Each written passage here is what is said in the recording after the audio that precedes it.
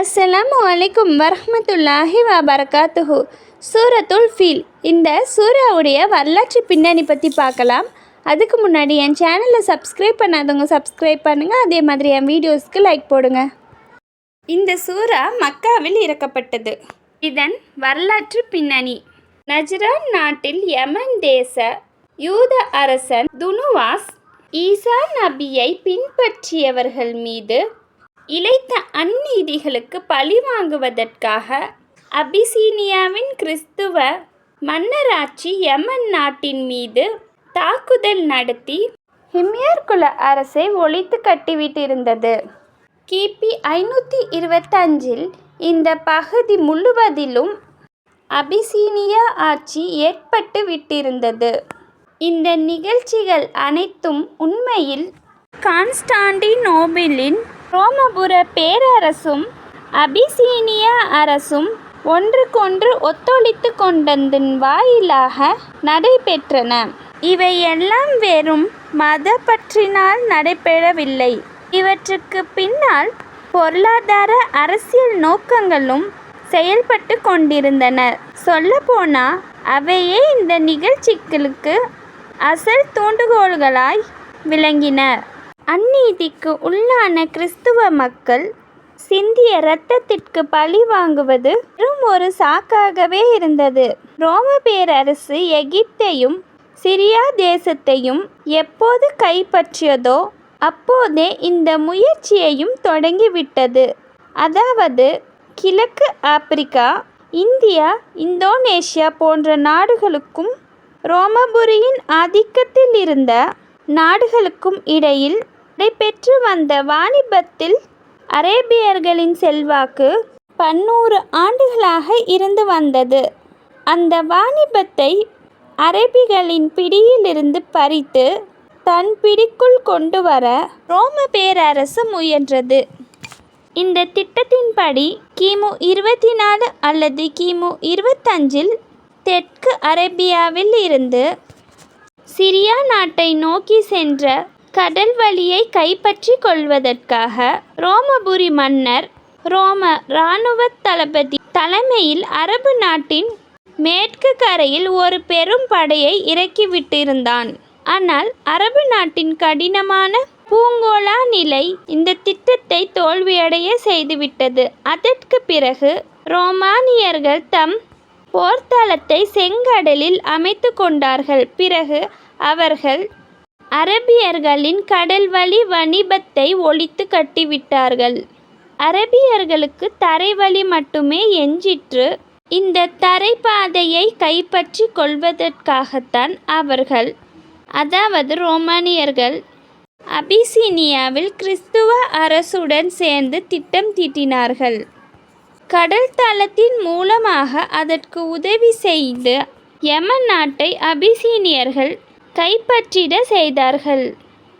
பிறகு யமனில் அபிசீனிய அரசின் சார்பாக ஆட்சி செலுத்தும் பிரதிநிதியாக அப்ரஹா என்பவன் நியமிக்கப்பட்டான். யமன் நாட்டில் தன் ஆட்சி அதிகாரத்தை முழுவதும் பலப்படுத்தி கொண்ட பின்னர் இந்த திட்டத்தின் ஆரம்பத்திலிருந்தே ரோமபுரி அரசும் அதனுடன் உடன்படிக்கை செய்து கொண்ட அபிசீனிய கிறிஸ்துவர்களும் கொண்டிருந்த குறிக்கோளை அடைந்திட அப்ரஹா செயல்பட ஆரம்பித்து விட்டான். அப்ரஹா இந்த நோக்கத்தை அடைவதற்காக யமன் நாட்டு தலைநகர் சன்ஆவில் ஒரு பிரம்மாண்டமான ஆலயத்தை நிர்மாணித்தான். இதனை அரபு வரலாற்றாசிரியர்கள் அல் குலைஸ் என்று குறிப்பிடுகின்றனர். இது எக்லேசியா என்னும் கிரேக்க சொல்லின் அரபு ஆக்கமாகும். உருது மொழியில் உள்ள கலிசா என்னும் சொல்லும் இதே கிரேக்க சொல்லில் இருந்துதான் பெறப்பட்டுள்ளது. முஹம்மது பின் இஸ்ஆக் அறிவிக்கிறார்: இந்த பணியை நிறைவு செய்துவிட்ட பின்னர் அப்ரஹா அபிசீனியா அரசுக்கு, நான் அரபிகளின் புனித ஹஜ்ஜை காபாவிலிருந்து இந்த ஆலயத்தின் பக்கம் திரும்பி விடாமல் ஓய்ந்திட மாட்டேன் என்று எழுதினான். இப்னு கசீர் எழுதுகிறார்: அப்ரஹா யமன் நாட்டில் தன்னுடைய இந்த நாட்டத்தை பகிரங்கமாகவே அறிவித்தான். அதை பரப்பவும் செய்தான். என்னை பொறுத்தவரையில் அவனது இந்த செயலின் நோக்கம் என்னவெனில் அரபிகளுக்கு கோபமூட்ட வேண்டும் என்பதே. எதற்காகவெனில் அவர்கள் சீற்றமடைந்து ஏதாவது நடவடிக்கை மேற்கொண்டால் அதனால் மக்காவின் மீது தாக்குதல் நடத்திவிடவும் காபாவை இடித்துவிடவும் தமக்கு ஒரு சாக்கு கிடைத்துவிடும் என்பதே ஆகும்.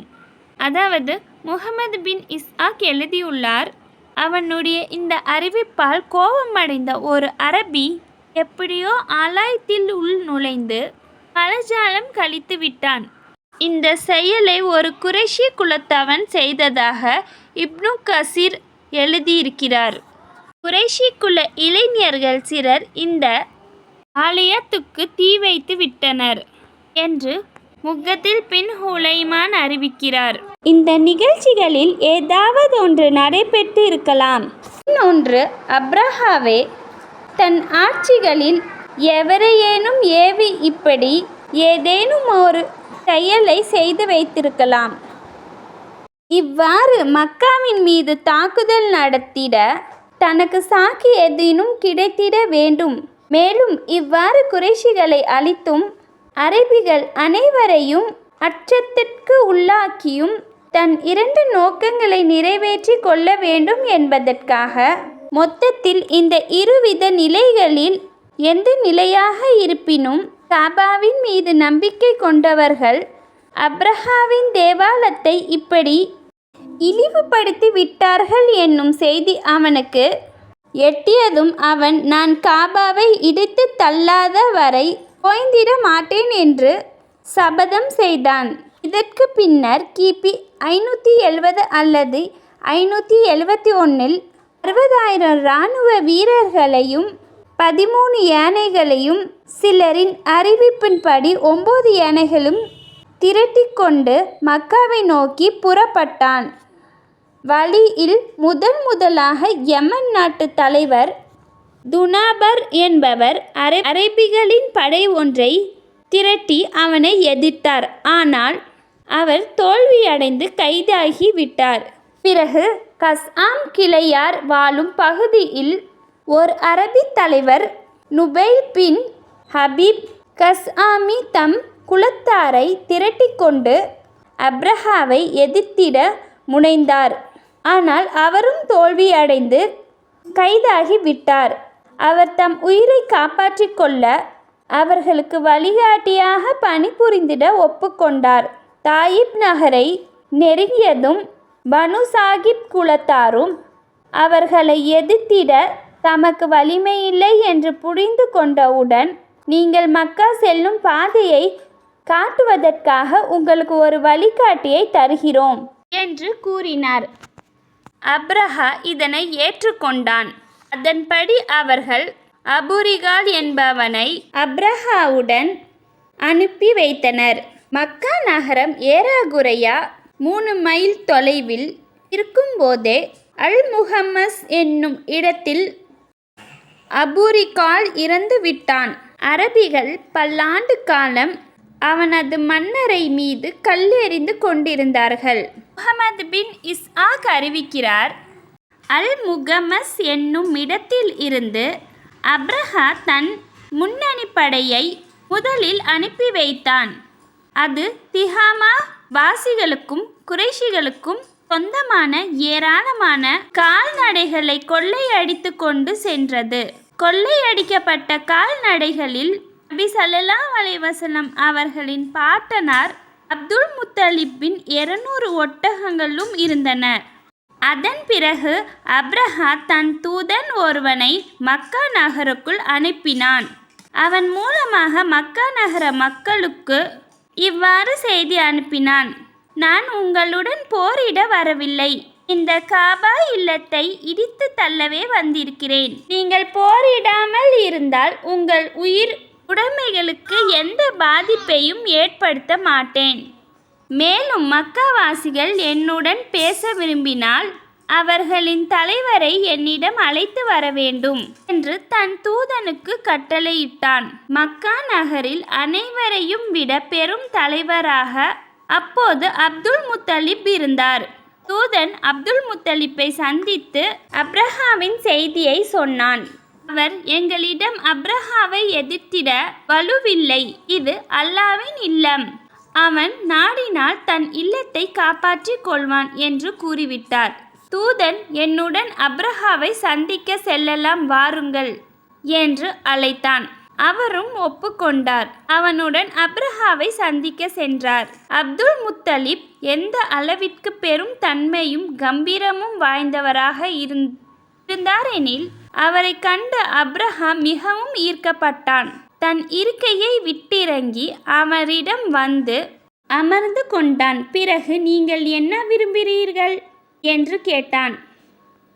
அவர், நீங்கள் பிடித்து கொண்டு இருக்கும் என் ஒட்டகங்களை திரும்பி கொடுத்து விடுங்கள் என்று கேட்டுக்கொண்டார்.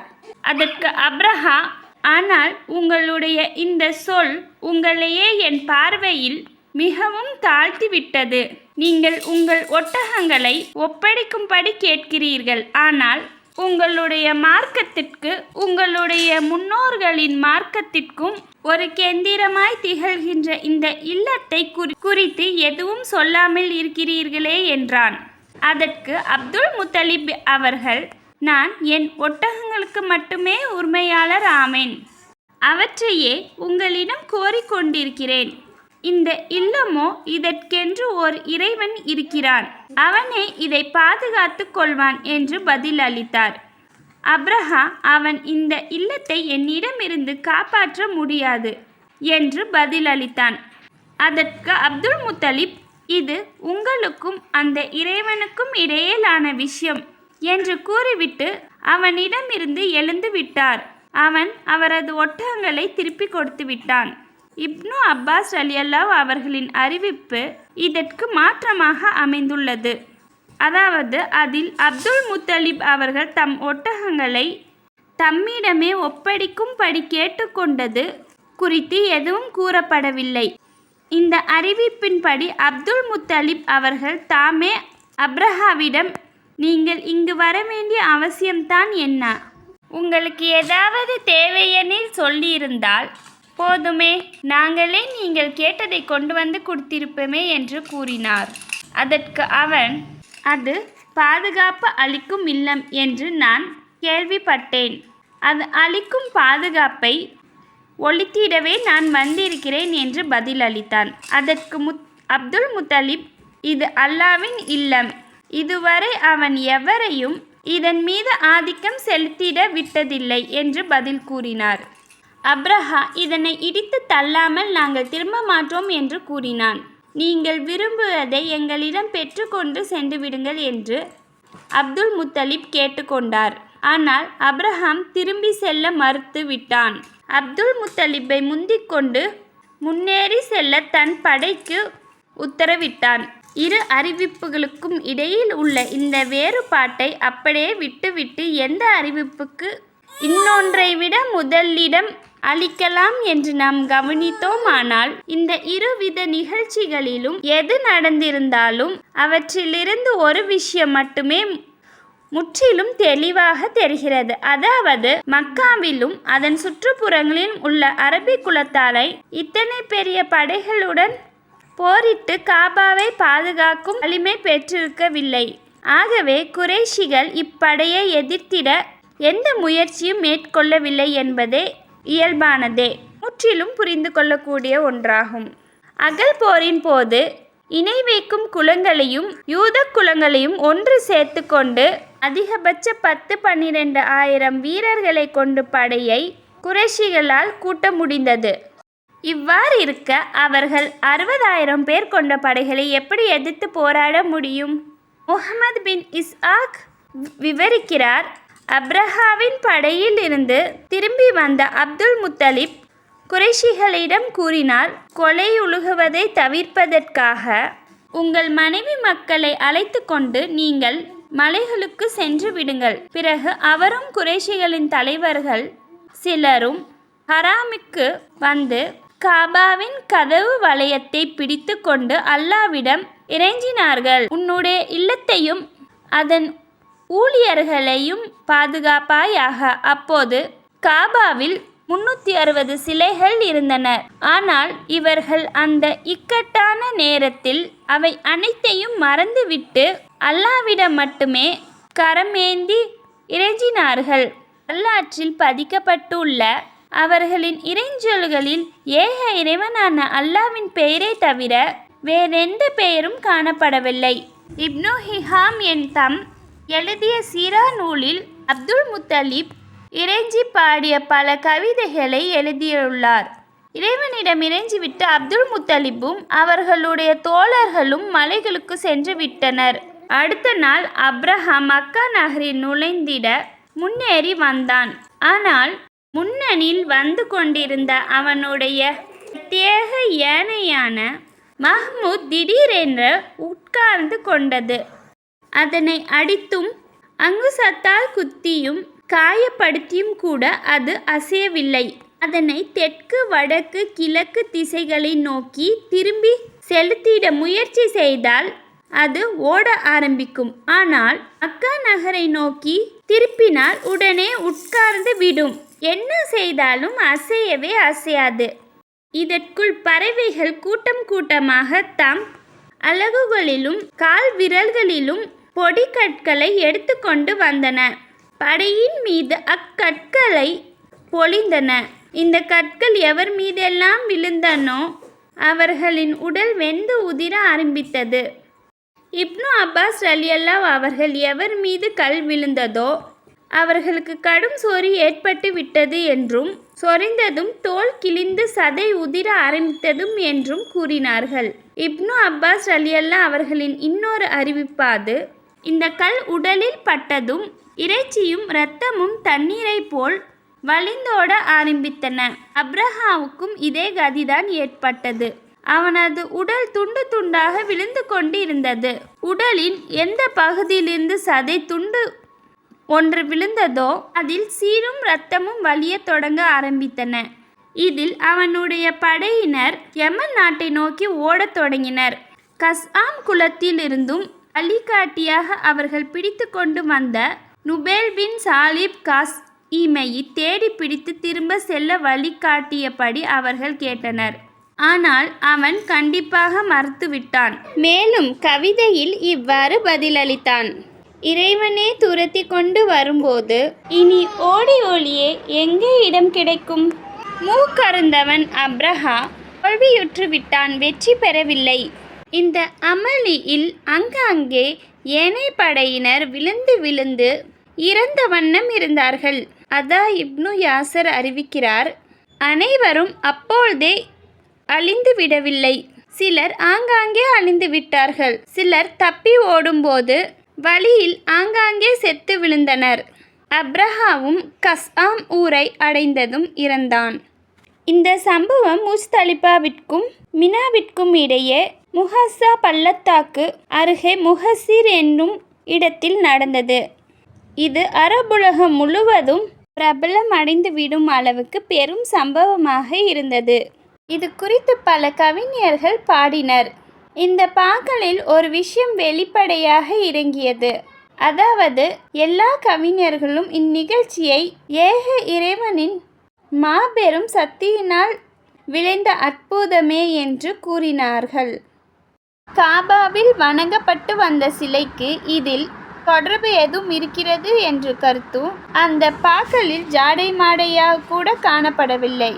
இது மட்டுமன்றி முஹனி ரலியல்லாஹு அவர்களும் ஜுபைர் பின் அவ்வாம் ரலியல்லாஹு அவர்களும் நபி ஸல்லல்லாஹு அலைஹி வஸல்லம் கூறியதாக இவ்வாறு அறிவித்தார்கள்: குறைஷிகள் 10 ஆண்டுகள் ஒரே இறைவனான அல்லாஹ்வை தவிர வேறு யாரையும் வணங்கவில்லை. இந்த நிகழ்ச்சி நடைபெற்ற ஆண்டினை அமுல் பில் யானை ஆண்டு என்று அரபிகள் கூறினார்கள். மேலும் அந்த ஆண்டில்தான் முஹம்மது ஸல்லல்லாஹு அலைஹி வஸல்லம் அவர்களும் பிறந்தார்கள். பெரும்பாலான அறிஞர்கள் யானைப்படையின் நிகழ்ச்சிக்கு பிறகு 50 நாட்களுக்கு பிறகு நபி ஸல்லல்லாஹு அலைஹி வஸல்லம் அவர்கள் பிறந்தார்கள் என்று கூறுகிறார்கள். இந்த சூராவின் பொருள்: யானைப்படையினருடன் இறைவன் எப்படி நடந்து கொண்டான் என்பதை நீ பார்க்கவில்லையா? அவர்களின் சதி திட்டத்தை அவன் வீணடித்து விடவில்லையா? மேலும் அவர்கள் மீது பறவைகளை கூட்டம் கூட்டமாக அவன் அனுப்பினான். அவை அவர்களின் மீது சுடப்பட்ட களிமண் கற்களை எரிந்து கொண்டிருந்தன. பிறகு கால்நடைகளால் மென்று தின்னப்பட்ட வைக்கோல் போன்ற அவர்களை ஆக்கிவிட்டான். பிஸ்மில்லாஹிர் ரஹ்மானிர் ரஹீம். அலம் தர கைஃப ஃபஅல ரப்புக பிஅஸ்ஹாபில் ஃபீல். அலம் யஜ்அல் கைதஹும் ஃபீ தலிலீல் வஅர்ஸல அலைஹிம் தய்ரன் அபாபீல் தர்மீஹிம் பிஹிஜாரத்தின் மின் சிஜ்ஜீல் ஃபஜஅலஹும் கஅஸ்ஃபின் மஅகூல்.